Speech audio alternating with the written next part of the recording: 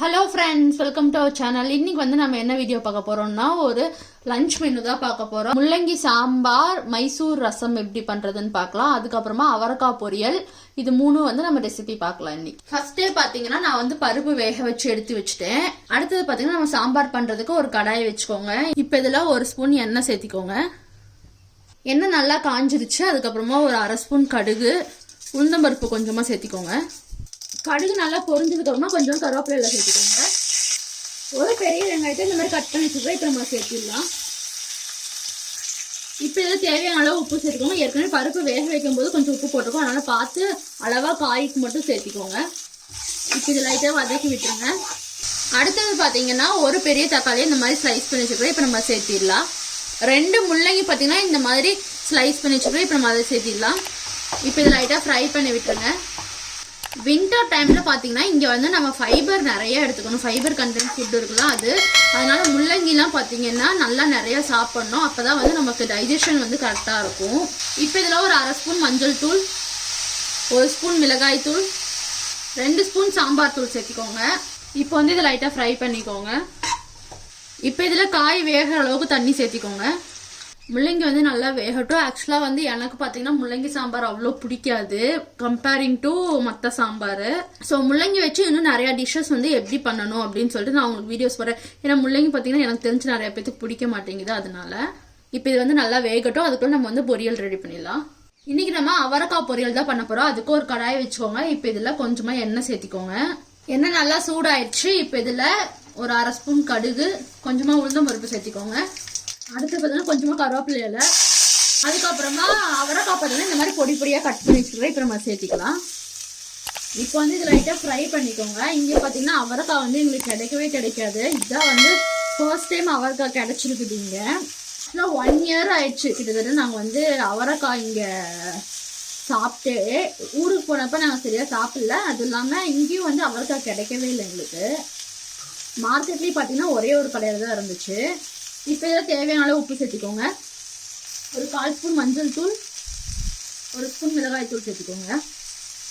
மறுபடியும் இதை லைட்டாக ஃப்ரை பண்ணிக்கோங்க. இப்போ வந்து இதை மூடி வச்சிருங்க. நல்லா வேகட்டும். தண்ணி எதுவும் சேர்த்து தேவையில்லை. அடுப்பை சிம்ல வச்சுக்கோங்க. சாம்பாரும் பொரியலும் ரெடி ஆயிட்டு இருக்கா. அதுக்குள்ள நம்ம பார்த்தீங்கன்னா ரசத்துக்கு கரைச்சிக்கலாம். நம்ம வந்து இன்னைக்கு மைசூர் ரசம் தான் பண்ண போறோம். அதுக்கு பாத்தீங்கன்னா புளி தண்ணி வந்து 2 டைம் நல்லா கரைச்சி எடுத்துக்கிட்டேன். அடுத்தது பாத்தீங்கன்னா இதுல வந்து தக்காளி சேர்த்துக்கலாம். இப்ப நாட்டு தக்காளினா நீங்க அப்படியே ஒரு 4-5 கட் பண்ணி போட்டீங்கன்னா போதும். இது வந்து இந்த பெங்களூர் தக்காளின்னு சொல்லுவோம்ல அது. இது நல்லா கெட்டியா இருந்துச்சு. அதனால குட்டி குட்டியா கட் பண்ணி சேர்த்திக்கிறேன். அடுத்தது பாத்தீங்கன்னா கொஞ்சமா கருவேப்பிலை இலை, அடுத்தது பாத்தீங்கன்னா கொஞ்சமா கொத்தமல்லி இலை சேர்த்திக்கோங்க. நெக்ஸ்ட் பாத்தீங்கன்னா பருப்பு வேக வச்சு தண்ணி எடுத்து வச்சுக்கிறோம். இப்ப நம்ம சேர்த்திடலாம். இப்ப இதுல தேவையான அளவு உப்பு சேர்த்திக்கோங்க. அடுத்தது பாத்தீங்கன்னா ஒரு 1/4 ஸ்பூன் மஞ்சள் தூள், அரை ஸ்பூன் சாம்பார் தூள் சேர்த்திக்கோங்க. இப்போ வந்து நம்ம இதை நல்லா கரைச்சிக்கலாம். தக்காளி பார்த்தீங்கன்னா சரியா கரையவே மாட்டேங்குது. இது நம்ம ஊர் அந்த நாட்டு தக்காளினா லைட்டாக கையில் மசிச்சு விட்டோம்னாலே நல்லா கரைஞ்சிரும். இப்போ பார்த்தீங்கன்னா இது நல்லா கரைச்சாச்சு. அடுத்து பார்த்தீங்கன்னா இதுக்கு வந்து ஒரு மசால் பவுடர் ரெடி பண்ணணும். அது நம்ம ரெடி பண்ணிடலாம். இப்போ பார்த்தீங்கன்னா சாம்பாருக்கு காய் நல்லா வெந்துருச்சு. அடுத்தது பருப்பு எடுத்து வச்சிருக்கிறோம்ல வேக வச்சு, இப்போ நம்ம அதை சேர்த்திடலாம். பருப்பு பார்த்தீங்கன்னா உப்பு, மஞ்சத்தூள், பெருங்காயத்தூள் இது 3 சேர்த்தி போட்டு நல்லா வேக வச்சு மசிச்சு எடுத்துக்கோங்க. அதுக்கப்புறமா புளி தண்ணி வந்து கொஞ்சமா எடுத்து வச்சுக்கிறோம். இப்போ நம்ம சேர்த்திடலாம். இதெல்லாத்தையும் சேர்த்திட்டு நல்லா இதை கலந்து விட்டுருங்க. ரொம்ப கெட்டியா இருக்கிற மாதிரி இருந்துச்சு. அதனால கொஞ்சமா தண்ணி சேர்த்துக்கிட்டேன். இப்போ வந்து இது நல்லா கொதிக்கட்டும். அவ்வளவுதான். பாத்தீங்கன்னா முள்ளங்கி சாம்பார் சூப்பரா ரெடி ஆயிடுச்சு. கடைசியா பாத்தீங்கன்னா கொஞ்சமா கொத்தமல்லி இலை சேர்த்திக்கலாம். அடுத்தது பாத்தீங்கன்னா தாளிப்பு கரண்டி வச்சுக்கிறேன். இப்போ வந்து நம்ம ரசத்துக்கு கொஞ்சம் மசாலா ரெடி பண்ணணும். அதுக்காக இப்போ இதுல 1 ஸ்பூன் கடலைப்பருப்பு, 1 ஸ்பூன் மல்லி சேர்த்திக்கோங்க, அரை ஸ்பூன் சீரகம், அரை ஸ்பூன் மிளகு இதெல்லாத்தையும் சேர்த்திட்டு லைட்டா ஃப்ரை பண்ணிக்கோங்க. இப்போ இதுல ஒரு 2 வரமிளகா சேர்த்திக்கோங்க. ஏற்கனவே மிளகு சேர்த்திருக்கோம், அதனால அளவா சேர்த்திக்கோங்க. ஒரு ஸ்பூன் அளவுக்கு தேங்காய் சேர்த்திக்கோங்க துருவுனது. இப்போ வந்து இது நல்லா ஃப்ரை பண்ணிக்கோங்க. இந்த மைசூர் ரசம் பாத்தீங்கன்னா இந்த தேங்காய் சேர்த்துறது இதோட ஸ்பெஷாலிட்டியே. லாஸ்டா பாத்தீங்கன்னா கொஞ்சமா கருவேப்பிலை சேர்த்திக்கோங்க. அவ்வளவுதான். இப்போ வந்து இதை ஆற வச்சுட்டு ஒரு மிக்ஸி ஜார்ல போட்டு அரைச்சு எடுத்துக்கோங்க. அடுத்தது வந்து சாதம் வச்சுக்க போறேன். அடுத்தது பாத்தீங்கன்னா நம்ம பொரியல் வந்து ஆல்மோஸ்ட் ரெடி ஆயிடுச்சு. அவரைக்காய் கடைசியா பாத்தீங்கன்னா இதுல தேங்காய் சேர்த்துக்கோங்க. தேங்காய் வந்து கொஞ்சம் ஜாஸ்தியா சேர்த்துங்க. அப்பதான் அவரைக்காய் பொரியல் நல்லா இருக்கும். தேங்காய் சேர்த்துனதுக்கு அப்புறம் பாத்தீங்கன்னா இதை வந்து நல்லா ஃப்ரை பண்ணி விட்டுக்கோங்க. தேங்காய் வந்து போட்டதும் அப்படியே இறக்கிடாதீங்க, நல்லா அது ஃப்ரை ஆகட்டும். ஃப்ரை ஆனாதான் இந்த அவரைக்காய் பொரியலுக்கு வந்து தேங்காய் போட்டது சூப்பராக இருக்கும். இது வந்து நீங்கள் அப்படியே ரசம் இந்த மாதிரி கூட நீங்கள் வச்சு சாப்பிடலாம், சாம்பார் கூட தேவையில்லாம், சூப்பராக இருக்கும். எங்களுக்கு இந்த ரசம் அண்ட் அவரைக்காய் பொரியல் இந்த காம்பினேஷன் ரொம்ப பிடிக்கும். ஸ்டவ் வந்து நல்லா ஹை ஃப்ளேமில் வச்சு கொஞ்சம் நேரம் இதை ஃப்ரை பண்ணிக்கோங்க. அவ்வளோதான், நம்மளோட அவரைக்காய் பொரியலும் ரெடி ஆயிடுச்சு. நெக்ஸ்ட் பார்த்தீங்கன்னா மைசூர் ரசம் ரெடி பண்ணிடலாம். அதுக்கு புளி தக்காளி எல்லாம் கரைச்சி வச்சிருக்கிறோம்ல, அதை எடுத்துக்கோங்க. இதில் தேவைப்பட்ட எக்ஸ்ட்ரா கூட கொஞ்சம் தண்ணி சேர்த்திக்கோங்க.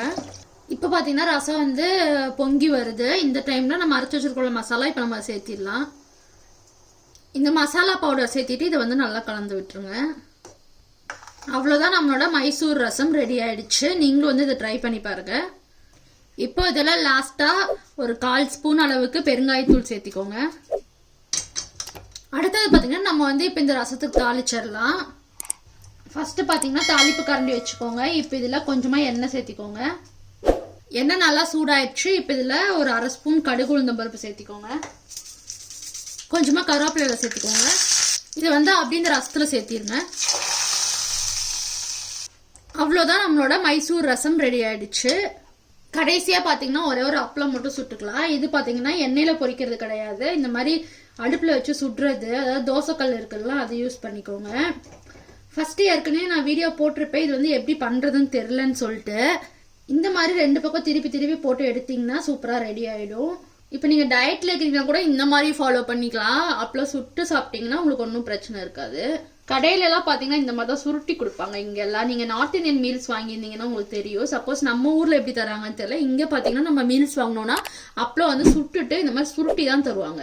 அதே வந்து அது லைட்டாக மொறுன்னு ஆகாத மாதிரி இருக்கும். அந்த டைம் இப்படி சுருட்டிட்டுன்னு வைங்க, அதுக்கப்புறம் நல்லா கரெக்டாகிடும்.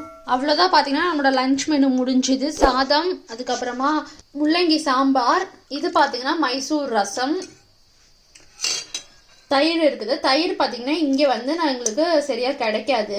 அதனால நான் என்ன பண்ணேன்னா தயிர் பண்ணுறதுன்னு கர்ட் மேக்கரில் வந்து யோகட் மேக்கர்னு சொல்லிட்டு ஒரு மிஷின் இருக்குது. நான் அது மூலியமாக தான் நான் பண்ணேன் தயிர்.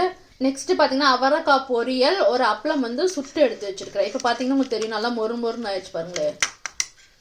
அவ்வளோதான், இதோட என்னோட லஞ்ச் மெனு முடிஞ்சு. உங்களுக்கும் இந்த வீடியோ பிடிச்சிருக்குன்னு நினைக்கிறேன். பிடிச்சிருந்தா லைக் பண்ணுங்க. நம்ம மறுபடியும் அடுத்த வீடியோவில் பார்க்கலாம்.